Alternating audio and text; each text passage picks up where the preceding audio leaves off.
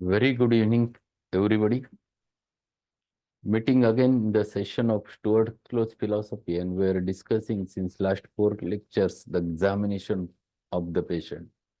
The most practical part of the philosophy is the examination of the patient.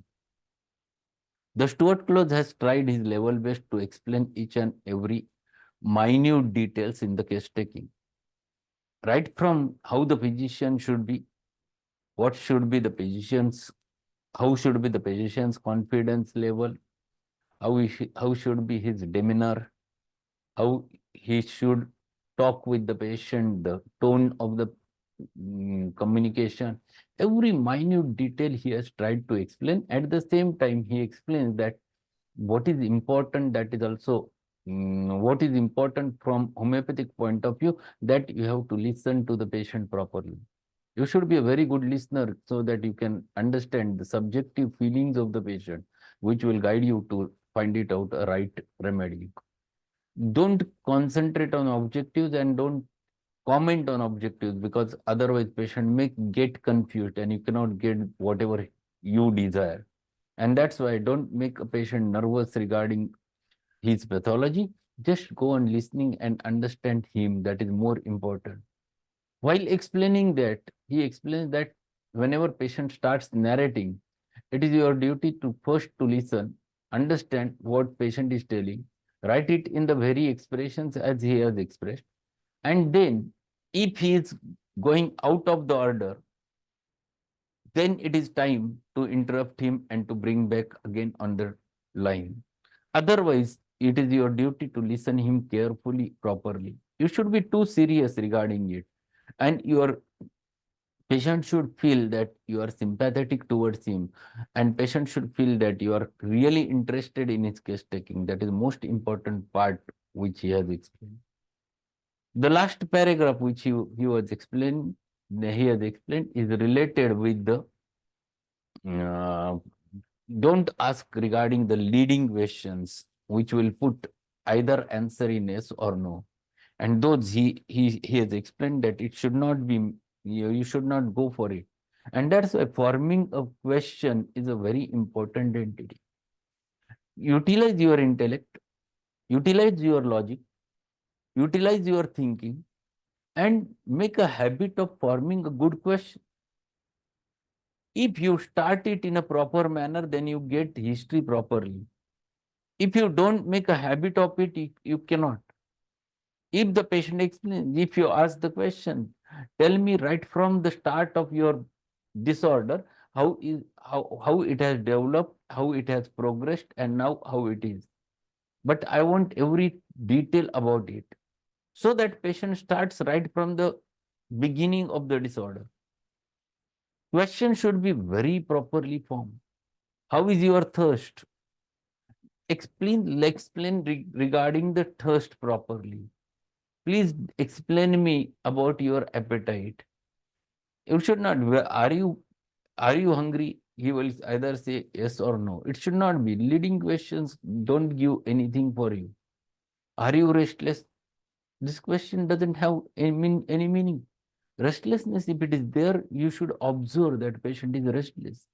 You should perceive he is restless. And that's why, while explaining that thing, he explains over there, there should not be question which is formed and answered either in yes or no. So such types of leading questions should be avoided. That's what he has said. And we were on page number 172, the second paragraph we have finished. And let us go to the third paragraph. Notes of the patient's statement should be made while he is talking, but quietly without ostentation. Ostentation म्हणजे प्रदर्शन करणं. To show. Whenever you are writing, the best habit is that you just sit like this, look toward the patient, concentrate on the patient, show him that you are listening to him, and whenever in between you get something, you write out there on your in your case paper. But don't look downwards and go on writing. It doesn't have sense, because the expressions with which patient expresses those feelings has a meaning. There is an individuality which is hidden. You have to find it out, that individuality. And this is what he is explaining, that that type of individuality which you have to catch. And for that purpose, it is necessary to listen him quietly. At the same time, without knowing, you must go on writing down what patient narrates. It is well to leave a space between the symptoms as they are written, so that when patient has finished his voluntary statement, one can glance quickly back over the page and see what has been left out and write it in. All those instructions have been given by Hahnemann on the page number 80, aphorism number 83. What you should write, what you should not write, how the line space should be there. And Hahnemann, there also he has explained that you should write each and every symptom on a new line, keeping the space. Because patient has a tendency to explain the voluntarily only the vague symptoms. Patient explains that, doctor, I am having headache. He never comes to you and explains, doctor, I am having very severe headache. Here it is, and it throbs a lot, and it aggravates at 7 a.m. I feel better when I lie down. A patient will not going to narrate like this unless he knows the things. So better is that you write down, yes, patient's main complaint is headache. Then you ask, since when? Then that you have written. Don't disturb the patient. Whatever he is telling, if he is telling the modalities, write under modalities. If he is telling the sensation, he write under the sensation. But keep a space over there, so that when patient stops voluntarily explaining all those things, then your turn comes. Then you ask precisely regarding the sensations, regarding the modalities, regarding the concomitant, which will guide you to come to the right characteristic symptoms, or to complete the symptom which becomes characteristic, and you can get the idea. See how minute details Hahnemann have explained, and Close is explaining those. Questions are then put in such a manner as to complete each symptom as to location, sensation, and modality, and fill in the record. So you must write it down in such a manner that location should get completed, sensation get completed, the modalities get completed, even concomitant. Here it has been not added, but concomitant, if it is there, it has a meaning. Many times you get a good concomitants along with the case, and then your case becomes simple. Because of concomitant symptom, it becomes characteristic. You can reach to the remedy on the basis of that. And that's why it is too important. So whenever you are writing down the case, always make a habit to keep some space, so that if you want to ask precise questions and complete the symptom, you can write right over there. As a matter of convenience in writing and keeping records, it is well to divide the page into 3 vertical columns. The first for the date and remedy, the second for the symptoms, and third for the modalities and condition. This makes that the eye quickly takes it in at a glance. I will tell you how it should be. Just an example. This is my case paper. Yes, there are 4 columns: the location, the sensation, the elements from and modalities, and the concomitants. So that at a glance, when you look towards it, you can catch, yes, if it is acute, very easily you can catch it, what is the totality. So this is the habit which you have to develop. If it has been written in proper manner, then it becomes quite simple. So make a habit of writing down symptoms in such a column, and you can write it with right from the start, every detail in a chronological order. Then it makes a sense. Then you will understand how the disease has progressed, in which direction it is progressing, whether he is in right direction or whether he is in wrong direction, whether the disease has evolved, involving more vital organs. All those things you can get from it. So that's why he has given how one should write it down. We should not hurry a patient in his narrative. Means what? That you should not be so hurried that you will ask patient, tell me fast, yes, I want to go. Don't take the case. If you are in hurry, ask the patient to come later, give him later appointment. But you should not show the hurriedness. If you are impatient, you will not going to get the case. You should be patient enough so that you can listen to the patient properly. So you don't make a hurry to the patient. We should not hurry a patient in his narrative. We may keep quickly, we may quietly keep him to the point and prevent rambling and inconsequential statements. But that is best done, as a rule, by maintaining an attitude of a business-like absorption of medical features of the case. So whenever patient is narrating, it is your duty to listen him carefully. You should not immediately go to the another point. If he is talking about one thing, just finish it. Let the patient finish it. If you want to ask regarding it, you can put a question if it has been needed, but wait for it. Don't make what else. This is the question. Many people do a mistake that they go on asking what else, what else, what else, what else. Then you don't get anything. First, make a habit of listening what is narrating, because the things which comes voluntary has a lot of meaning. Voluntary things are more precise and individualistic. So before disturbing the patient, let us see what he is narrating, and you should go on writing down it in a proper manner.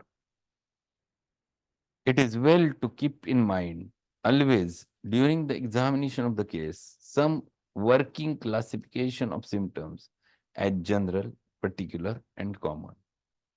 In examining case, we are gathering the data, facts, particulars from which we are later determine the characteristic features of the case by logical process of generalizing. If we are to generalize correctly, we must have all the facts and be sure of them. See, he is explaining when you are writing all the symptoms, you must make a habit of writing over there on the side what type of symptom it is. Whether that symptom is the common symptom, whether that symptom is the general symptom, whether that symptom is the particular symptom. Because with the analysis, it becomes rather simple to find it out a right remedy. Analysis is important. It is not just a jungle of symptoms, but totality should be precise. And you should, if you are able to analyze, yes, these are the general symptoms, these are the particular symptoms, these are the common symptoms. Then you remove the common, then you take into consideration generals, then again you divide it into mental general and physical general. Again, mental generals you have classified into will and emotions, intellect and understanding, and into the memory. If you analyze this, then it becomes simple work for you. If it is a particular symptom, again you have to divide whether it is characteristic or common. If you are able to do all those things, then it becomes rather simple task for you to reach to the conclusion.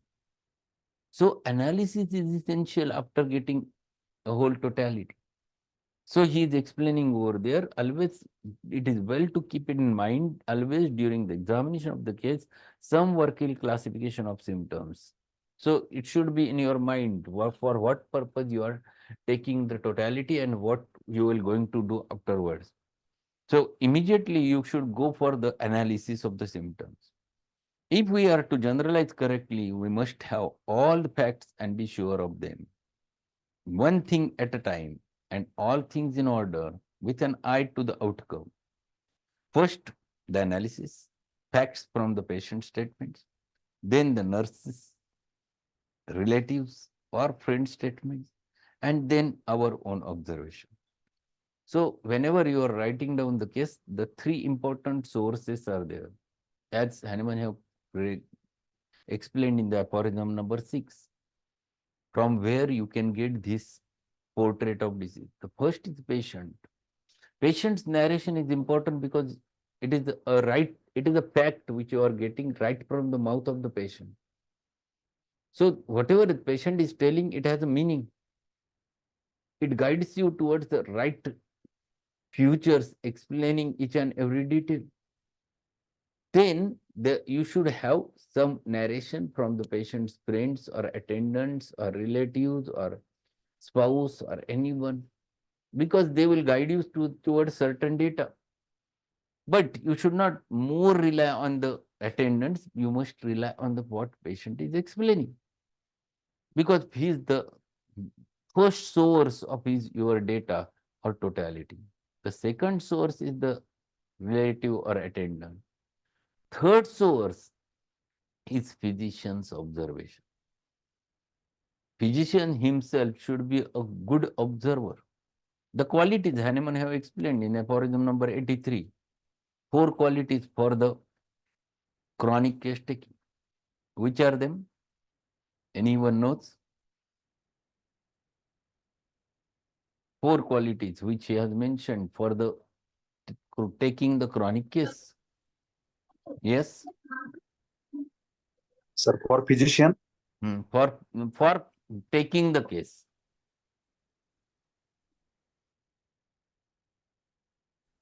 For case taking. In aphorism 83, he has mentioned 4 qualities.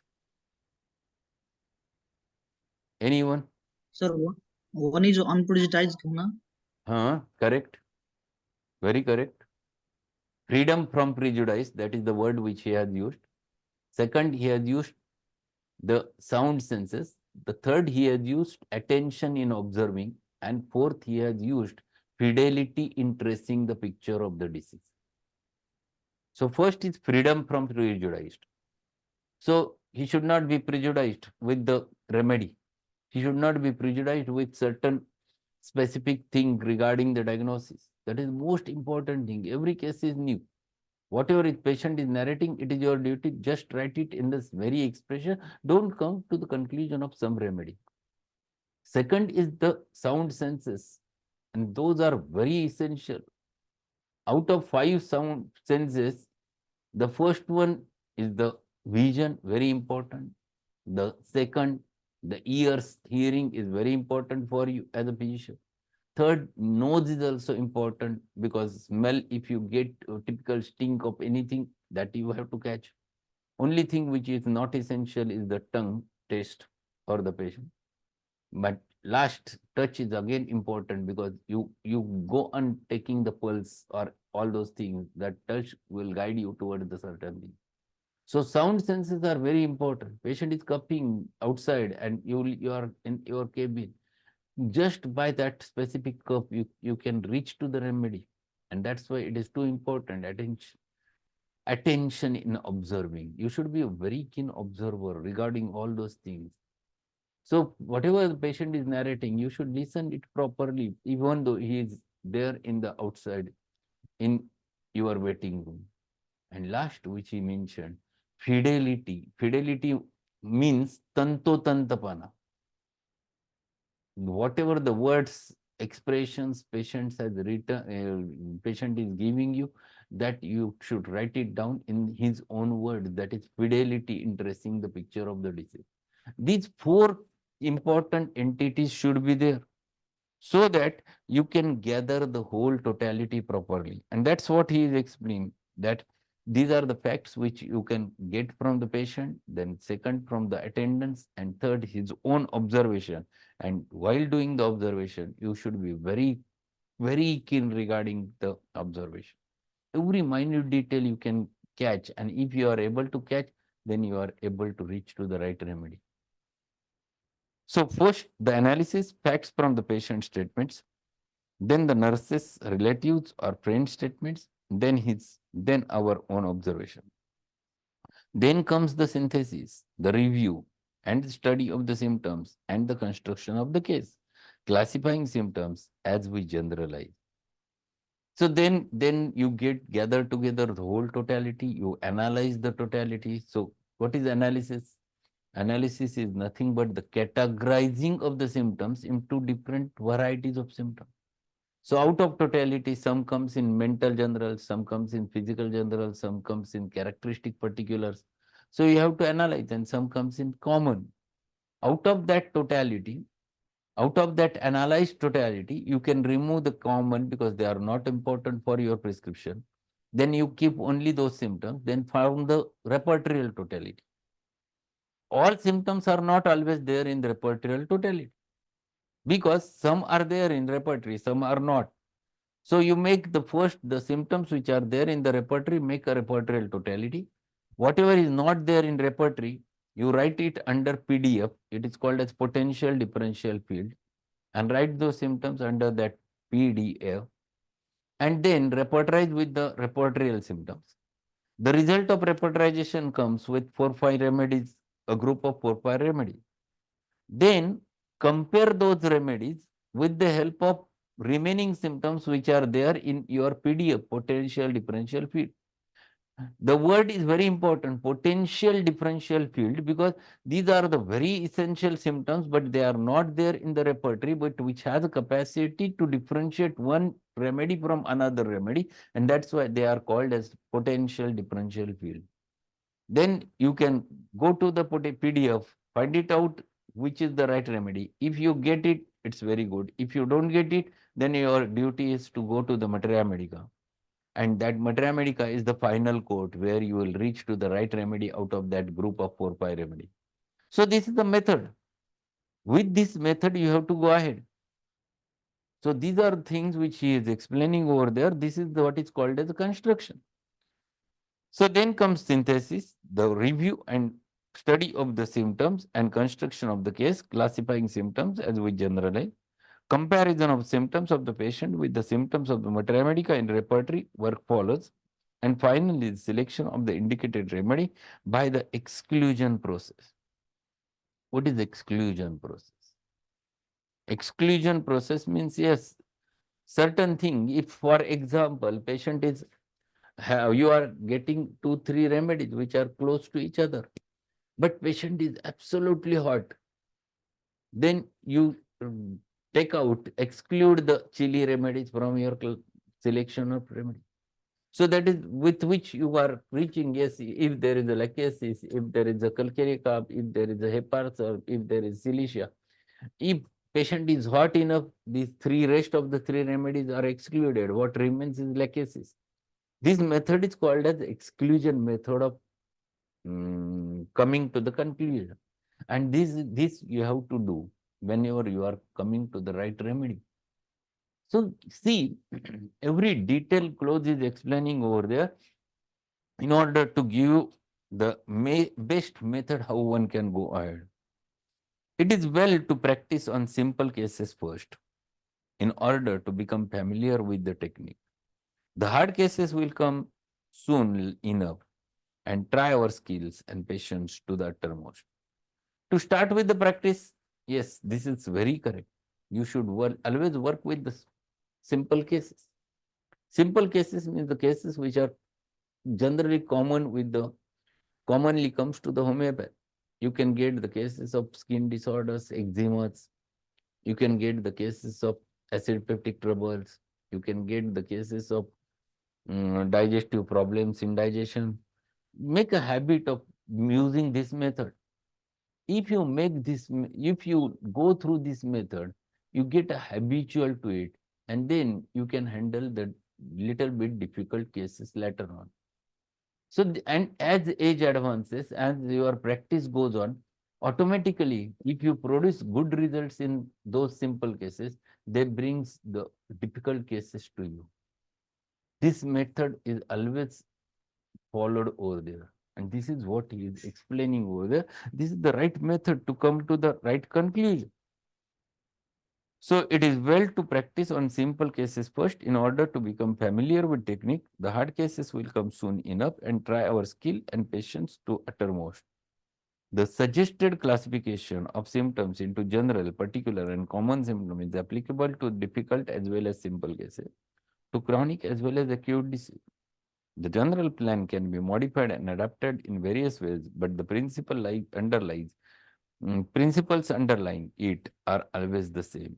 So whether you are dealing with acute case, whether you are dealing with chronic case, whether you are dealing with the difficult cases, whether you are dealing with simple cases, the method will not change. Method will remain same. And if you make a habit of utilizing this method, you will never fail. There are less failures because you are attempting right way. Then you don't require opinions. Then you take your own opinion whether you are following what Hanuman have told or not. That's all. If you are following, there is no question of problem arises. So see, this, if you mm, if you maintain those principles inside you and follow them in your practice, you will definitely succeed. So what Close is explaining is this method, his method, a proper methodology, and because of which it becomes rather simple for us to reach to the right path. So that's all for today. We'll stop over here, and tomorrow we'll continue with this. This chapter, little bit bigger chapter, because most practical part of homeopathy is case taking, and it has been said that a good case taking is nothing but the half the solution you have reached, and it is correct. You can even get a good aspect of remedy because of that. So Close is explaining his level best to explain all those details. So that's all for today. Evening at 8 o'clock, we'll meet with one more remedy from C series, the caladium. So be there and meet with the cases and of the caladium from the Allen's schemes. So thank you being there. We'll meet again at 8 o'clock.